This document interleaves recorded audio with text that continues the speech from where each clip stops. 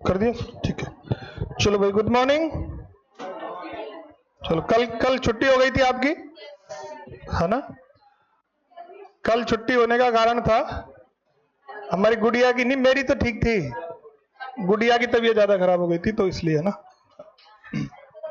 Viral चल रहा है ना अभी हर घर में, यहाँ डेंगू भी और वायरल भी दोनों ही चल रहे हैं, इसलिए। चलो देखो, आज आज पहली क्लास किस किस की है जो आज फर्स्ट? अच्छा चलो देखो, मॉडल वर्ब्स की शुरुआत हमने लास्ट क्लास में की थी। उसमें केवल हमने इंट्रोडक्शन ही देखा था कि मॉडल के टाइप कितने, मतलब टाइप कितने होते हैं, कौन कौन से मॉडल होते हैं। चर्चा आज हम शुरू करेंगे, यानी पहले मॉडल की बात आज से हम शुरू करेंगे, ठीक है? तो जो लास्ट क्लास में आए थे उन्होंने जो टॉपिक डाला हुआ है, जो आज आए वो टॉपिक डाल लो, मॉडल वर्ब्स। आपके कम से कम एक और ज्यादा से ज्यादा दो क्वेश्चन पात्रता में आ सकते हैं, दो से ज्यादा नहीं आएंगे और एक तो आएगा ही आएगा। हाँ, मॉडल वर्ब में आज हम बात करेंगे कैन मॉडल की, है ना? शुरुआत कैन से करेंगे।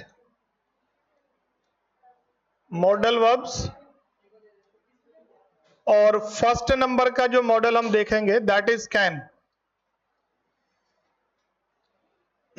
कैन मॉडल की बात करेंगे। देखो जरा, जब हम मॉडल वर्ब कैन की बात करते हैं तो हमें दो चीजें सबसे पहले आनी चाहिए कि मॉडल वर्ब का नेगेटिव फॉर्म क्या होता है, कॉन्ट्रैक्शन फॉर्म क्या होता है। कॉन्ट्रैक्शन का मतलब होता है चीजों को छोटा करना। तो हम क्या करते हैं, जैसे कैन नॉट है तो उसको छोटा करके क्या लिखते हैं, कांट लिखते हैं। तो अब आपको दो चीजें यहां से याद रखनी है। एक तो कलर चेंज नहीं हुआ क्या? चलो देखो, एक तो अगर इसके हम नेगेटिव फॉर्म की बात करें तो क्या होता है, कैन नॉट। अब एक बात और मैं बता देता हूं आपको कि कैन नॉट कभी भी अलग अलग नहीं लिखा जाता। अगर आप इनको अलग अलग लिखोगे ना तो गलत माना जाएगा ये। अब ये बात एग्जाम में तो नहीं पूछी जाएगी, लेकिन जब आप टीचर बन जाओगे तो बच्चों को यही पढ़ाना है, अलग अलग नहीं पढ़ाना है। कैन नॉट को कभी भी स्प्लिट नहीं किया जाता, है ना? इसको जॉइंट ही लिखा जाता है। और इसका कॉन्ट्रैक्शन फॉर्म क्या होता है, कांट होता है। हाँ, इसको हमने क्या किया, छोटा करके लिखा हुआ है। जैसे इसमें डबल एन था, वो था, हटा के हमने क्या कर दिया, टी लिख दिया। हाँ, कैन नॉट। जैसे देखो, जैसे मैंने ये शब्द लिखा, है ना, मैडम। अब मैडम का कॉन्ट्रैक्शन फॉर्म क्या होता है, मैम। ये मैम, हाँ ऐसे लिखते हैं इसको, जिनको पता नहीं है वो ध्यान रखना। बाकी की जितनी भी स्पेलिंग्स होती हैं वो सारी गलत होती हैं। जैसे कुछ लोग ऐसे भी लिख देते हैं, ये भी गलत है। कुछ ऐसे भी लिख देते हैं माम, ये भी गलत है। यही होगा ना? हाँ। अब ये है मैडम ही, आपने क्या किया है, मैडम के डी को तो हटा दिया, उसकी जगह क्या लगा दिया, एपोस्ट्रोफी। बार जो है ये एपोस्ट्रोफी है। इसका यूज हम किसी भी शब्द को छोटा करने के लिए करते हैं। अब बहुत सारे, विल नॉट का वॉन्ट हो जाएगा, मस्ट नॉट का मस्टंट हो जाएगा। ऐसे ही जैसे कई बार आपने अगर देखा हो, जैसे मुझे ये लिखना है, इन दोनों को मैं छोटा करके लिख दूं तो मैंने आई ऑल कर दिया। तो अब यही तो कर रहे हो, शब्दों को छोटा ही तो कर रहे हो। तो शब्द को छोटा करना क्या कहलाता है, कॉन्ट्रैक्शन। ये शब्द है कॉन्ट्रैक्ट, है ना? और कॉन्ट्रैक्ट से बना कॉन्ट्रैक्शन। तो कॉन्ट्रैक्शन का मतलब होता है हाँ, छोटा रूप हो गया, है ना? कॉन्ट्रैक्ट का मतलब छोटा करना। तो इसीलिए हमने क्या लिखा हुआ है, कांट लिखा हुआ है। देखो आप जरा, अब कैन का यूज हम लोग कहां कहां कर सकते हैं ये हमें जानना है। तो सबसे पहला यूज जो इसका होता है, कैन का पहला यूज जो हम पढ़ते हैं वो पढ़ते हैं किसमें, अगर आपको किसी भी व्यक्ति की क्या बतानी हो, एबिलिटी। एबिलिटी बोले तो योग्यता। तो पहली कंडीशन तो क्या हुई, योग्यता बताने के लिए। इसके साथ साथ ही हम बात कर लेते हैं किसकी, पावर। पावर को क्या बोलेंगे, है ना, शक्ति, सामर्थ्य भी बोलते हैं ना। हाँ, और एक होता है कैपेबिलिटी। कैपेबिलिटी क्या होती है, क्षमता। और एक होती है एफिशिएंसी। क्या होती है? एफिशिएंसी को बोलते हैं अधिक्षमता, या फिर इसको कुशलता भी बोल सकते हैं। क्या भी बोल सकते हैं? कुशलता। और हिंदी मीनिंग अगर लिखना चाहो तो क्या भी लिख सकते हो? दक्षता। तो अब आप सिंपल तरीके से याद रखो, आपके एग्जाम में जनरली ये वाला ही यूज पूछा जाता है। वैसे और हम डिस्कस करेंगे क्या क्या होते हैं, लेकिन आप ध्यान रखो किसी भी व्यक्ति की योग्य एबिलिटी बतानी। अब एबिलिटी से भी समझो, एबिलिटी दो प्रकार की होती है, या तो व्यक्ति शरीर से योग्य होगा तो फिजिकल, या फिर वो मेंटली होगा, उसका आईक्यू लेवल बढ़िया होगा, तो वो हो गई आपकी मेंटल एबिलिटी और फिजिकल एबिलिटी। पावर, पावर भी वही बात है। कैपेबिलिटी का मतलब होता है एक साथ आप कितने काम कर सकते हो, वही तो कैपेबिलिटी है। और एफिशिएंसी हो गई कि एक्सपर्टाइज की बात करेगा, आप किस काम को करने में कितने दक्ष और कुशल हो। अब ये तो हमने शब्द समझने के लिए बात की ना, वैसे तो ओवरऑल लगेगा तो है नहीं। और इन चारों ही कंडीशंस में हमको क्या यूज करना है? कैन यूज करना है। जैसे हम कुछ एग्जांपल्स यहां लेते हैं, देखो ना, जैसे मैंने लिखा सी, है ना, डैश स्पीक इंग्लिश, ये सब ये एक सेंटेंस है हमारा, C dash speak English fluently. तो ये इसकी क्या है? एबिलिटी है, एबिलिटी है। और अगर मैं यहां लिख देता सी या ही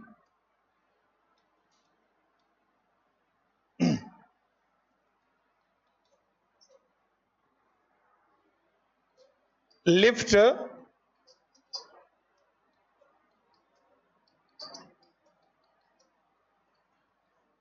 ये वेट की बात हो गई, तो ये पावर की बात भी हो गई, फिजिकल एबिलिटी की बात हो गई। और हमने लिखा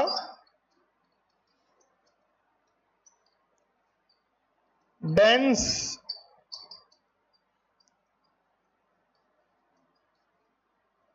टुगेदर,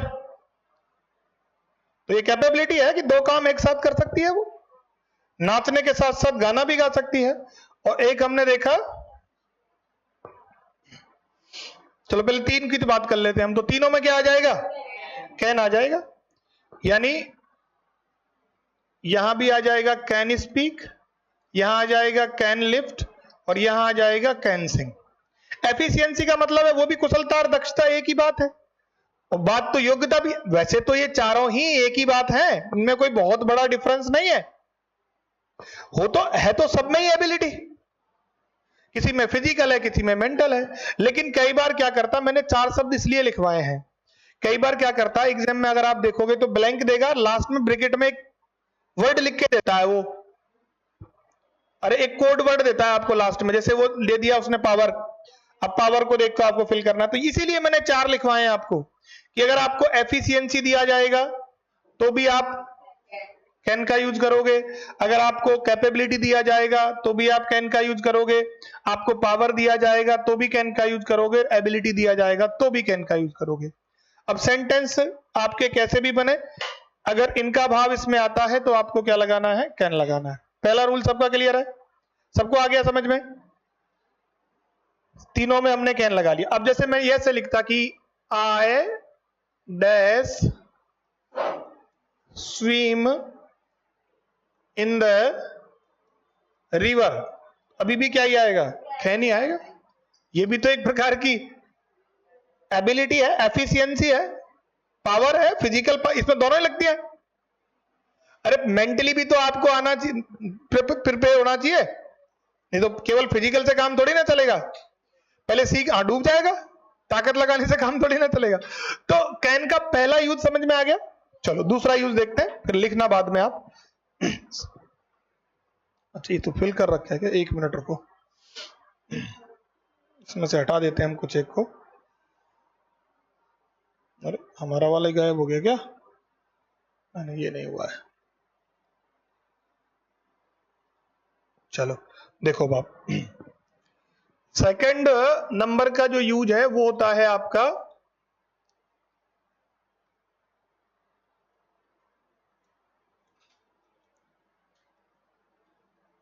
इनफॉर्मल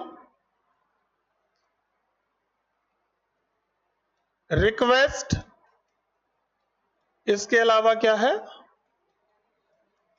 परमिशन। रिक्वेस्ट को क्या कहेंगे, रिक्वेस्ट को हिंदी में क्या कहते हैं, हाँ, विनती। और परमिशन क्या हो जाएगी, आज्ञा या अनुमति। ठीक है, अभी मेजर आपको पता करना है इनफॉर्मल शब्द क्या है।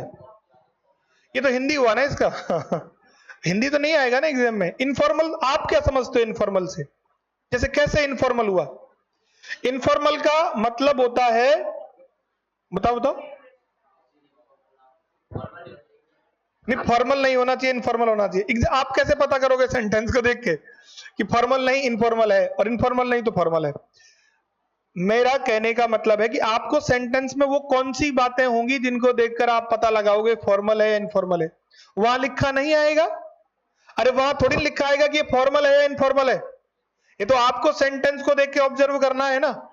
तो आप सिंपल क्या ध्यान रखो कि जितनी भी चीजें जिनके साथ आप क्या हो, फैमिलियर, फैमिलियर सब समझते हो, परिचित।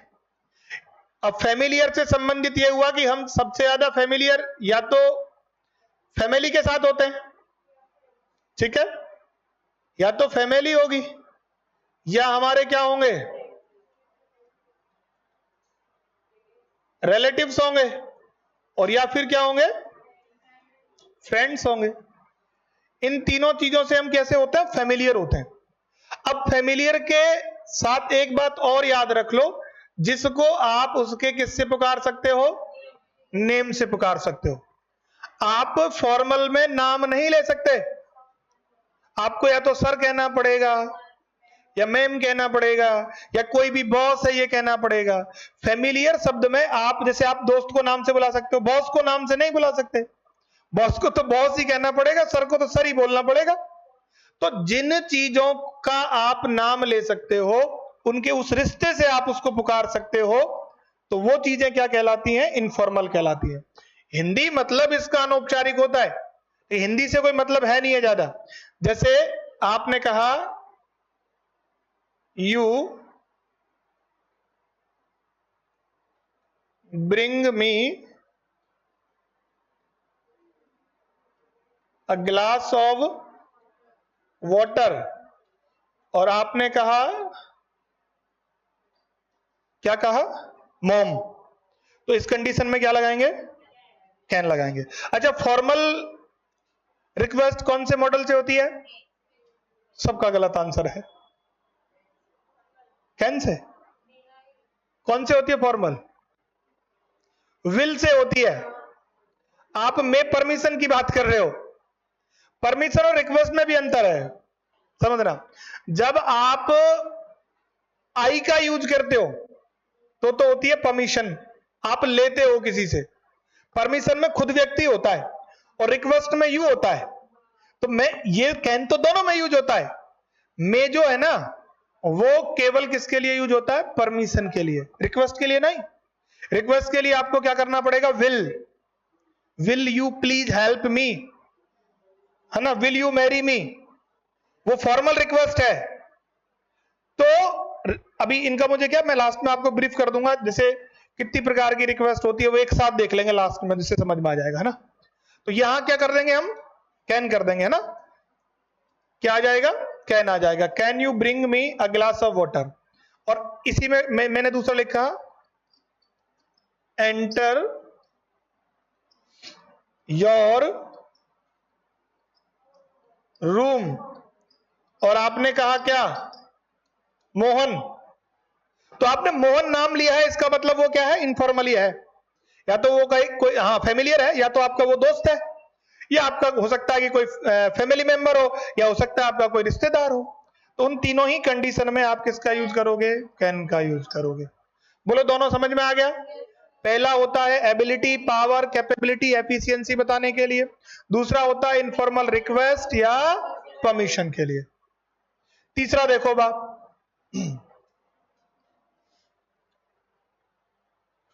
थर्ड नंबर का होता है जब आप किसी उलझन में पड़ जाते हो तो उसे कहते हैं पजलमेंट। उलझन को क्या कहते हैं? पजलमेंट। और हाँ, कंफ्यूजन कह सकते हो। वंडर, सरप्राइज, इनका मतलब भी तो यही है, आश्चर्य में पड़ना। और एक शब्द है आपका बिविल्डरमेंट। क्या है? बिविल्डरमेंट। शब्द लिखवाने का कारण मैंने समझा दिया था आपको, बार बार नहीं बताना पड़े। ये 4 4 5 5 जो लिखवा रहे हैं, हाँ बेटा बोलो बोलो बोलो बेटा, डाउट है क्या कुछ? हो तो पूछ लिया करो ना। इसका क्या है कि ये, अच्छा आप आगे आओ, दिख गया? अगर नहीं दिख रहा तो आगे आ जाना है ना। एक तो क्या है, इसका इतना ही साइज होगा शायद, और हो जाता है क्या? सबसे बड़ा है यार ये, इससे बड़ा थोड़ी ना होता है, वो ऊपर वाले बोर्ड का हो जाता है। कहां से करूं? अरे यही होता है, साइज बड़ा नहीं होगा इसका। अरे ये वो वाला बोर्ड नहीं, दूसरा बोर्ड है ये, इसका भी।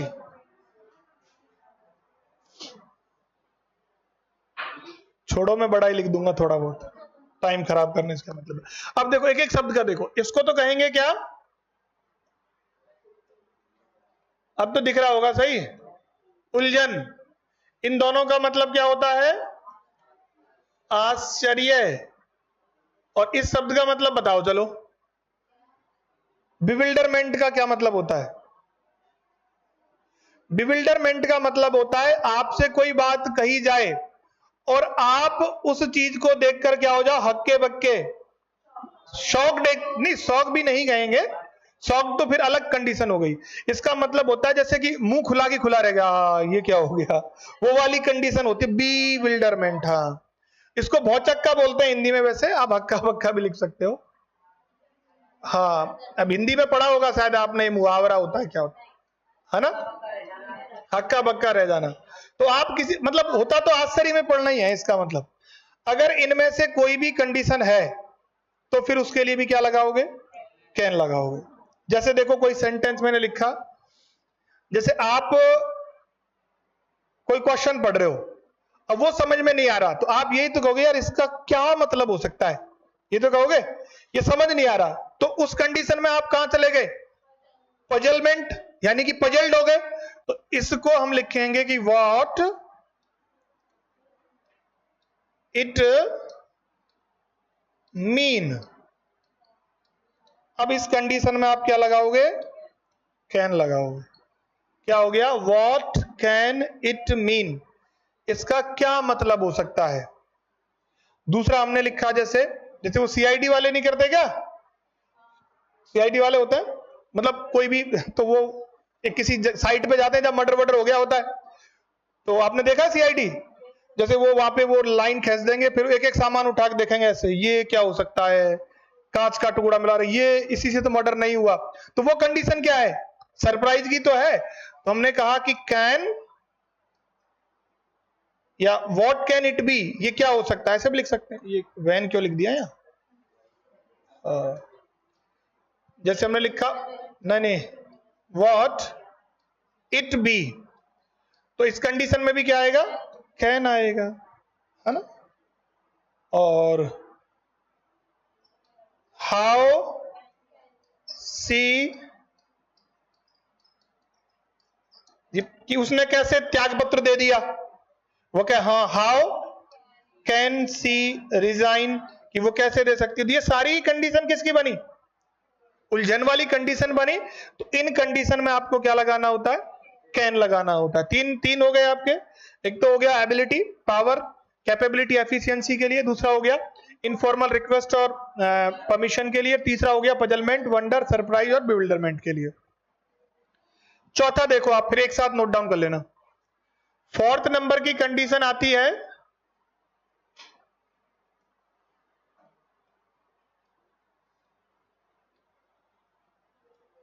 इंपॉर्टेंट है, एग्जाम में आ सकता है, ना। देखो मैंने क्या लिखा हुआ है, थ्योरेटिकल पॉसिबिलिटी। पॉसिबिलिटी का मतलब तो सारे जानते ही हो, क्या होता है? संभावना। और थियोरेटिकल का मतलब होता है सैद्धांतिक। तो इसका मतलब हुआ कि सैद्धांतिक संभावना बताने के लिए। अब क्वेश्चन ये कि हमें कैसे पता लगेगा कि थियोरेटिकल कैसे है, कैसे थियरी कैसे? तो आप सिंपल याद रखना,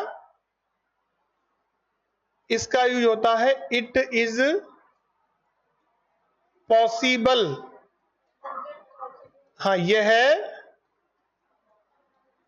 संभव है के अर्थ में, है ना? किसके अर्थ में होता है? इट इज पॉसिबल के अर्थ में होता है। अब ये कैसे होगा? यानी हम किसी भी चीज के लिए कोई ना कोई क्या बनाते हैं? थियरी। इसीलिए कहा जाता है बेस्ड ऑन थियरी।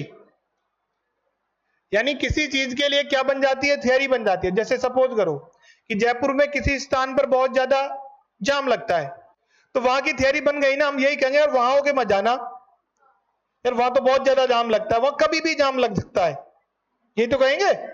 तो आप किसी भी जगह के लिए, अगर किसी भी चीज के लिए पहले से थियरी बना रखी है, क्योंकि वो चीज पहले से घट चुकी है। थियरी क्यों बनी? क्योंकि वो घटना आज से पहले हुई क्या नहीं हुई। जैसे मैं कहूं कि भारत का कोई भी व्यक्ति, क्या भारत का कोई भी व्यक्ति प्रधानमंत्री बन सकता है, तो ये इसलिए कहा जाता है क्योंकि पहले बन चुके हैं ऐसे, तो पॉसिबिलिटी है ना किसी के भी बनने की। तो अगर आपको ऐसा सेंटेंस दिया जाता है कि एनी सिटीजन, है ना, ऑफ इंडिया या आर कंट्री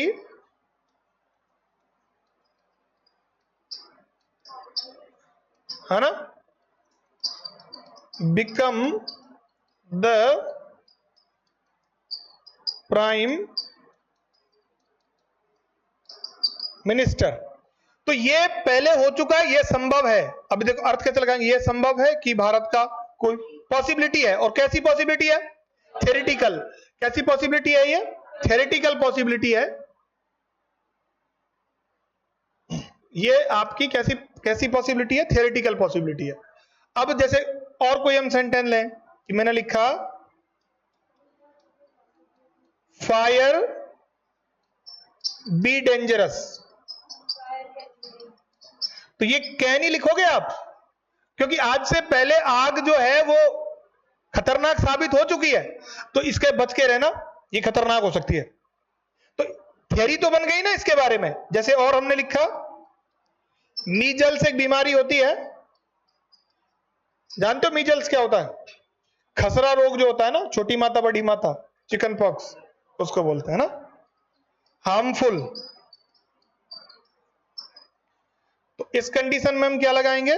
कैन ही लगाएंगे, क्योंकि इससे पहले बहुत सारे लोग इससे पीड़ित हो चुके हैं, तो संभावना है। अब देखो ऐसे कैसे बोलेंगे? यह संभव है भारत का कोई भी व्यक्ति प्रधानमंत्री बन सकता है, यह संभव है आग जो है हानिकारक हो सकती है, यह संभव है कि मीजल्स जो है, खसरा जो है, वो स्वास्थ्य के लिए हानिकारक हो सकता है। तो अगर ऐसी कोई भी पॉसिबिलिटी है, तो उसके लिए आप किसका यूज करोगे? कैन का यूज करोगे, जिसके बारे में पहले से ही थियरीज बनी हो, क्योंकि वो घटना पहले घट चुकी है, तो भविष्य में भी ऐसी घटना घट सकती है, इस बात की संभावना है। जैसे मैं कहूं कि वहां होके मत जाना, जैसे मैं रोड का कि रोड वहां कभी भी जाम लग सकता है, क्योंकि पहले लगा हुआ है, तो थियरी बनी, तो उस कंडीशन को हम कहते हैं थ्योरेटिकल पॉसिबिलिटी। तो चार यूज हो गए हमारे, है ना, मेजर मेजर ये चार यूज है, बाकी एक दो यूज है एग्जाम में, तो ये चार ही पूछे जाएंगे आपसे। बाकी मैं बताता हूं आपको, एक बार लिख लो, लिखिए, यहीं से लिखना है। पहला यूज है आपका यहां से,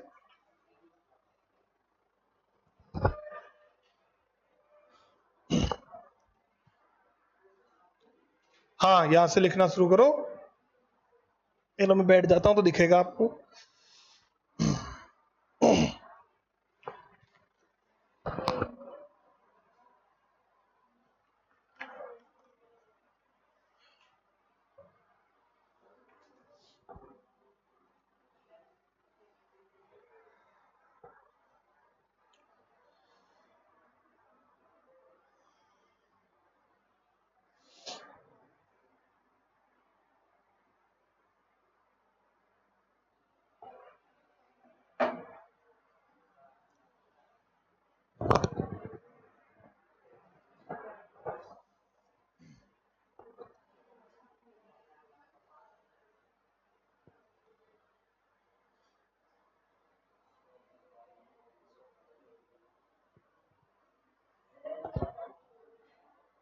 बोलो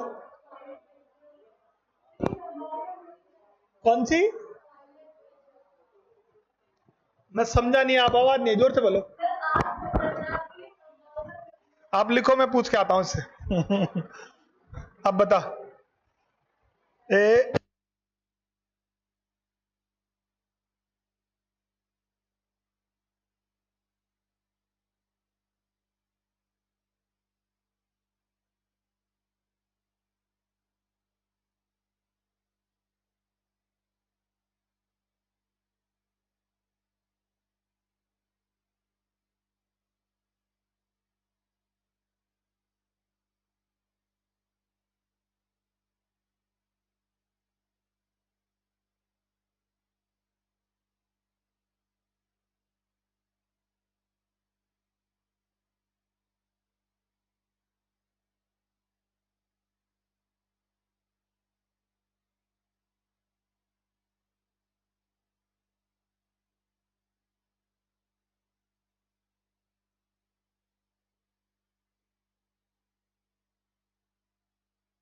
एक होती है थियोरेटिकल पॉसिबिलिटी, एक होती है आपकी लेस पॉसिबिलिटी, एक होती है स्ट्रॉन्ग पॉसिबिलिटी, एक होती है पॉसिबिलिटी इन पास्ट। मैं लास्ट में सबको एक साथ बता दूंगा आपको।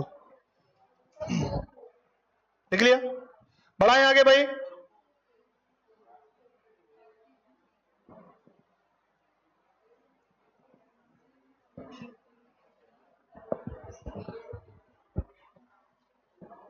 लिख लिया? इनफॉर्मल नहीं लिखा? कुछ का रह गया भाई, 1 मिनट वेट कर। लिख लो, फटाफट लिख लो।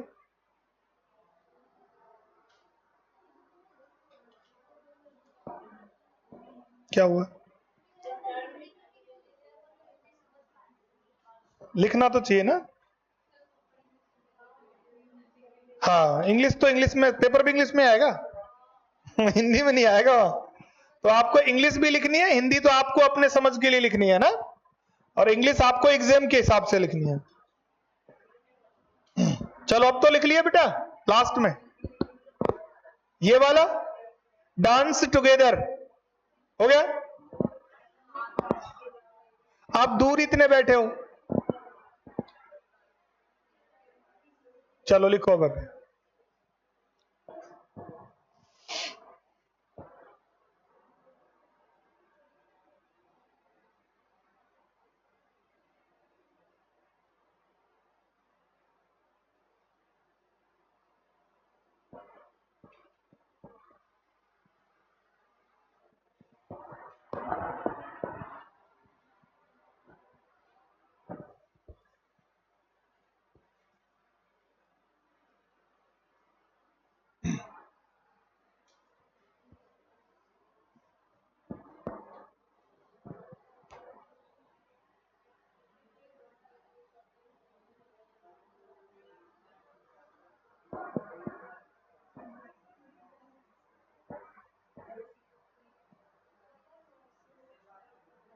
बातें बातें नहीं बजाती।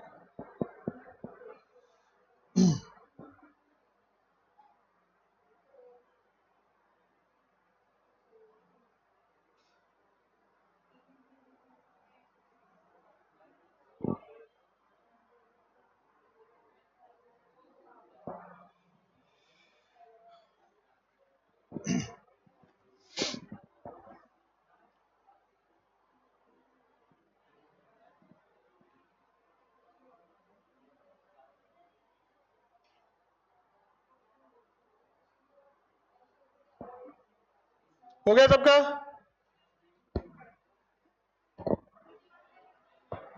आप आगे आओ दोनों, पहले नहीं दिखेगा। कौन सा वाला है? Can you bring me a glass of water, इसके नीचे वाला। Can I enter your room Mohan. Enter के साथ क्या नहीं आता? कभी प्रपोजिशन नहीं आता ना।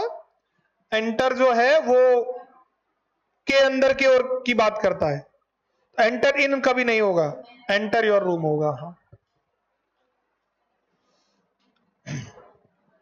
हो गया? सब लिख लिया?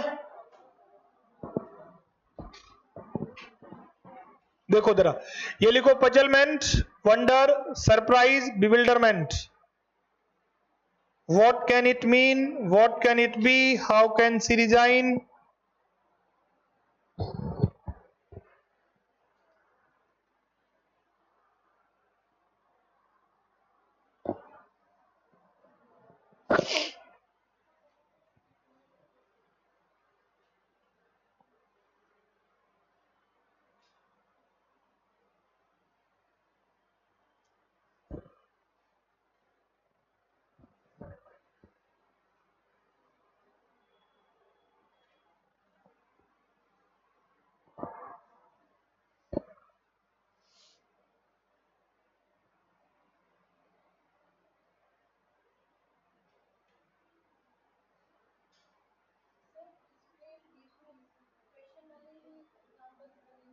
हम मेजरली इसमें क्वेश्चन वाले ही बनेंगे, क्योंकि आश्चर्य को जाहिर करने का तरीका क्वेश्चन ही होता है। आप सामने वाले को देखकर ही तो करोगे ना। जैसे सपोज करो कोई व्यक्ति है और आपको लग रहा है ये तो नहीं हो सकता, वो कहे कि मैं डॉक्टर हूं। अब तू डॉक्टर है तो आप इसको क्या बोलोगे? Can you be a doctor? आपको विश्वास नहीं हो रहा कि ये भी डॉक्टर हो सकता है क्या? तो उस कंडीशन में है। जैसे आप किसी भी व्यक्ति को देखकर कहो कि can you be a doctor, तो इस कंडीशन में can you be a teacher? आपका कोई दोस्त जो मतलब जो बहुत ही पढ़ने में कमजोर था, एक दिन आयर बताए मैं ये बन गया, तू कैसे बन गया? तो उस कंडीशन में आप उस देख को क्या कर रहे हो? आश्चर्य तो हो रहा है ना आपको, आप पजल्ड हो गए, यार ये बन गया, मुझे कुछ नहीं हुआ। तो उस कंडीशन में हम कैन का यूज करेंगे। मॉडल ऑक्सिलरी एग्जाम के पॉइंट ऑफ व्यू से तो है ही है। मेजर इसका यूज स्पोकन में होता है। मॉडल्स का यूज सबसे ज्यादा कहां होता है? स्पोकन में होता है, क्योंकि हम हमारे भाव, हमारे एटीट्यूड, हमारा टेम्परामेंट, सारा कुछ इसी से तो पता लगता है। मैं लिखवाया था ना आपको, इसी का कारण। हो गया सबका थर्ड वाला। चलो फोर्थ नंबर देखो, लास्ट में लिख लिया सबने? चलो ये लिखो,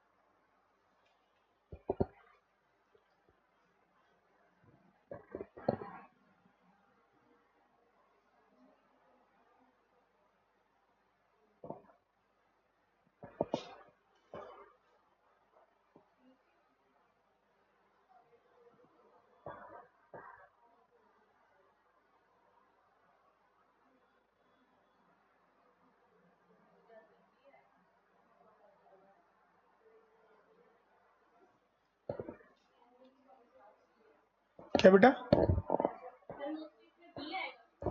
नहीं, वो बी पता है क्यों लगाते हैं?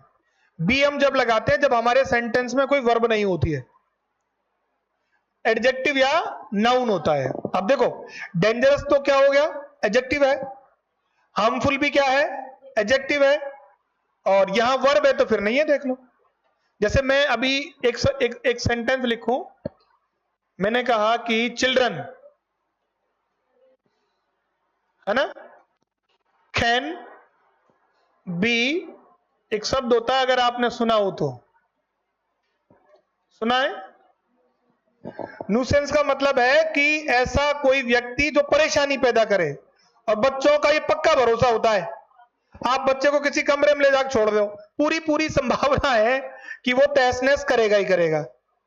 तो ये ऐसा करते हैं ना, तो थ्योरी बनी, और जो थ्योरी पर बेस्ड है वो पॉसिबिलिटी अगर है, तो कहते हैं ना कि बच्चों को मत छोड़ना, क्योंकि ये जो जो जो भी जगह है उसको पूरा खराब कर देंगे। तो वो थ्योरेटिकल पॉसिबिलिटी है, क्योंकि पहले छोड़ के देख रखा है, कर चुके थे वो। तो आप क्या लगाओगे? कैन लगाओगे। न्यूसेंस का मतलब होता है कोई भी व्यक्ति जो परेशानी पैदा कर दे। उस सेंटेंस को अब लिख लेना। हो सकता है इनमें से पूछे हुए हैं सारे सेंटेंसेस। ये चार जो सेंटेंस मैंने लिखे हैं ना, चारों ही किसी ना किसी अलग अलग एग्जाम में पूछे हुए हैं। Children can be nuisance, any citizen of our country can become the prime minister, fire can be dangerous, measles can be harmful। देखो चार तो इसके मेजर यूज हो गए, अब इसके दो यूज और मैं बता देता हूं, उनको भी कई बार जो है एग्जाम में पूछा जा सकता है ना। नंबर 5 वाला देखो आप, सबका हो गया भाई है। देखो नंबर 5 पे हम जो देख रहे हैं, एक तो है आपका रिफ्यूजल। रिफ्यूजल का मतलब है मना करना, है ना, ऑफ परमिशन। वैसे चाहता तो मैं आपको वहीं बता देता मैं इसको, लेकिन अलग से देख लो। मतलब परमिशन के लिए मना करना। तो इस कंडीशन में हम किसका यूज करते हैं? कांट या कैन नॉट का। ये ध्यान रखना आपको, है ना। मना कर रहे हो ना आप, तो या तो कैन नॉट का यूज करोगे या कांट का यूज करोगे। और एक और होता है इसके साथ जिसको कहते हैं इम्पॉसिबिलिटी। क्या बोलते हैं? इम्पॉसिबिलिटी। इम्पॉसिबिलिटी का मतलब होता है असंभावना, मानो आप। इसको भी आप किससे बताते हो? या तो कांट से बताओगे या कैन नॉट से बताओगे, है ना। दोनों से। दोनों के हम एग्जांपल ले लेते हैं। जैसे मैंने कहा, इसमें तो बड़ा सिंपल है, you can't enter my room. आपने मना किया, तो एक तो हाँ, इन नहीं होगा, मैंने अभी थोड़ी देर पहले बताया था आपको। एंटर अपने साथ कभी भी प्रपोजिशन नहीं लेता। एंटर का मतलब ही होता है के भीतर। एंटर में इनका भाव है। कम अगर मैं लगाऊं, इसको अगर मैं रिप्लेस कर दूं किससे? कम से, तो मुझे क्या लिखना पड़ेगा? अब लिखना पड़ेगा you can not come in my room. और इसको लिखोगे तो क्या लिखोगे फिर? एंटर लिखोगे। और इसका देख लेते हैं हम। देखो जैसे सेकंड वाले का मैंने कहा कि इट इज टू लेट, और फिर कहा कि यू कैच द ट्रेन, कि बहुत देर हो चुकी है, अब तुम ट्रेन नहीं पकड़ सकते। तो अब क्या है कि इतनी देर हो गई कि अब तो इम्पॉसिबल ही है, अब नहीं हो सकता ये।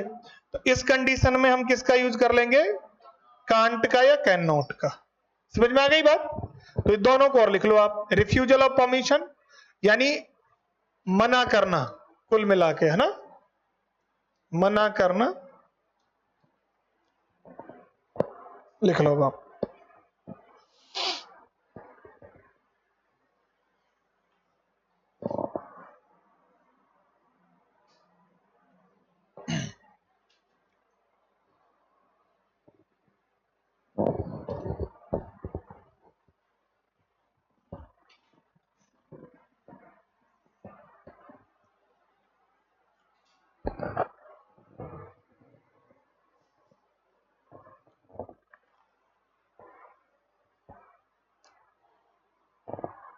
एग्जाम के पॉइंट ऑफ व्यू से शुरू के चार जो है ना वो सबसे इंपॉर्टेंट है।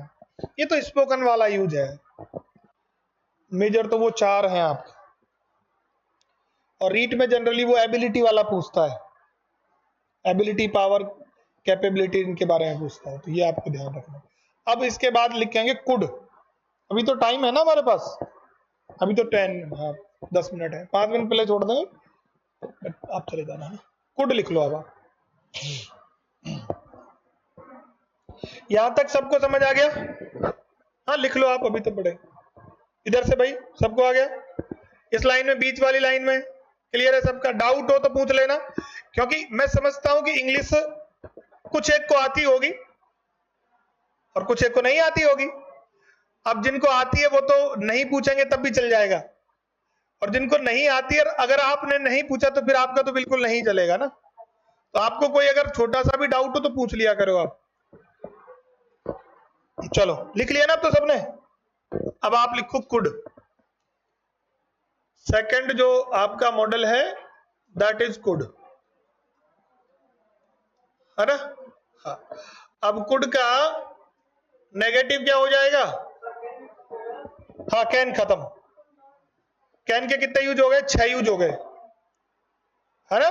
कितने यूज हो गए? 6। आप 6 यूज अगर याद कर लोगे तो आपका मॉडल से अगर कैन से आता है तो कोई क्वेश्चन गलत नहीं होगा। अच्छा, होते ही 6 हैं, फिर डिटेलिंग में जाएंगे तो वो आपके काम का नहीं है। देखो, जैसा एग्जाम वैसी ही पढ़ाई करनी चाहिए, मतलब वैसे ही पढ़ाना भी चाहिए बीइंग अ टीचर, क्योंकि मैं मॉडल वर्ब को 10 दिन पढ़ा सकता हूं और मॉडल वर्ब 1 दिन में भी खत्म कर सकता हूं। तो 10 दिन पढ़ के क्या करोगे? तुम्हारे क्वेश्चन आएगा 1 या 2, तो आप उतना ही पढ़ो ना जितना जरूरत है। बाकी पता लगे इतने पेज भर लिया, आया कुछ नहीं उसमें से, तो वेस्टेज ऑफ टाइम है ना, उससे क्या मतलब है? हाँ। तो कुड नॉट हो जाएगा, और इसका जो कॉन्ट्रैक्शन फॉर्म बनेगी वो क्या हो जाएगी? कुडंट हो जाएगी, है ना? कुडंट हो जाएगी। और ये किसका पास्ट फॉर्म है ना? कैन का पास्ट फॉर्म कुड होता है।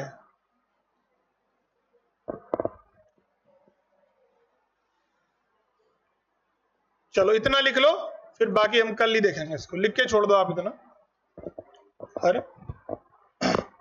क्योंकि आपकी क्लास ऊपर होगी ना वापस। हाँ।